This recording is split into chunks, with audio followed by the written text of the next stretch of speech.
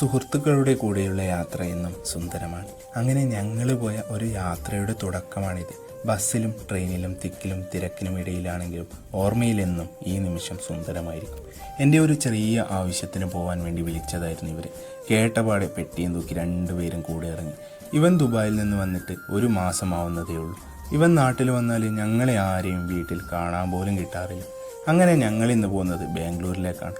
ബാംഗ്ലൂരിൽ ഒരു സ്ഥലത്ത് എന്ന് മാത്രമേ ഇവർക്ക് അറിയാം. എവിടെ എത്തിച്ചേരും, ഏതാണ് സ്ഥലം എന്നൊന്നും ഒരു ഐഡിയയും ഇവർക്ക് രണ്ടുപേർക്ക് ഉണ്ടായിരുന്നില്ല. ഞങ്ങൾ ട്രെയിനിൽ കയറിയ നേരം എല്ലാവരും ഉറങ്ങാൻ നോക്കിയായിരുന്നു.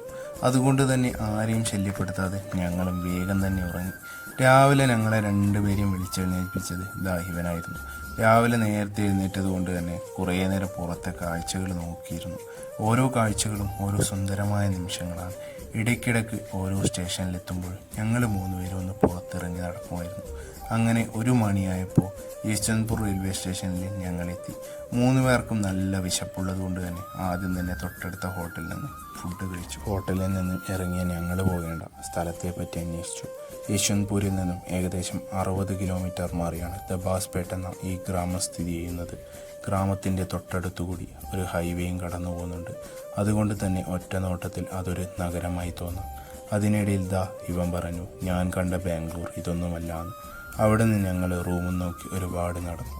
നടക്കുന്നതിനിടയിൽ ഒരുപാട് വഴിയോര കച്ചവടങ്ങളെ കാണാൻ കഴിഞ്ഞു. അവസാനം ഒരുപാട് അന്വേഷിച്ചതിന് ശേഷം ഒരു റൂം കിട്ടി. തൊട്ടടുത്ത് നല്ല ഹോട്ടലോ ഒന്നും തന്നെ ഉണ്ടായിരുന്നില്ല.